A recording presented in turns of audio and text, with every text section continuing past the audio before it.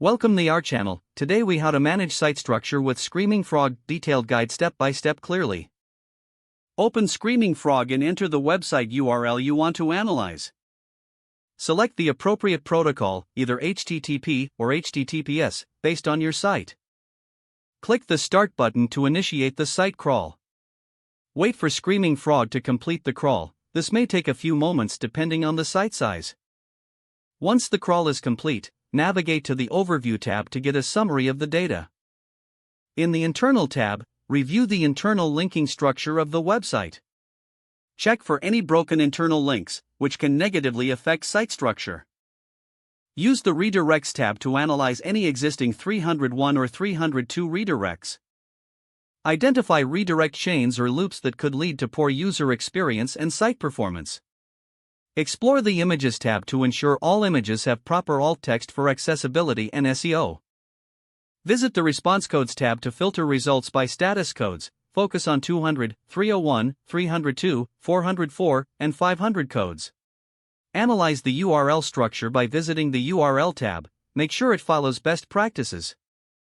Review the page titles and meta descriptions under the Page Titles and Meta Description tabs. Identify duplicate titles or descriptions which may confuse search engines. Utilize the Sitemap tab to check if the site has an XML sitemap in place. Ensure the sitemap is up to date and includes all critical pages of the site. Use the export feature to download reports of any areas needing improvement. Consider exporting data to create visual representations of the site structure. Once you have gathered all necessary data, outline a plan of action to resolve identified issues. Implement the necessary changes based on your findings to improve site structure. Finally, conduct periodic audits using Screaming Frog to continually optimize your site performance. If the page does not load, refresh the browser or try again in a private or incognito window. Make sure you are using the correct email address, then retype it carefully to avoid small typos. If your password is not accepted, use the reset option and create a new strong password you can remember. Check your spam folder for verification or security emails, then complete any requested confirmation steps. Enable two-factor authentication if available to improve account security and reduce unauthorized access risk.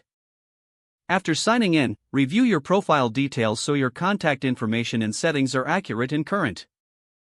If you see an error message, note it down and try again after restarting your device and internet connection. Don't forget to like this video and subscribe to our channel for more step-by-step tech guides.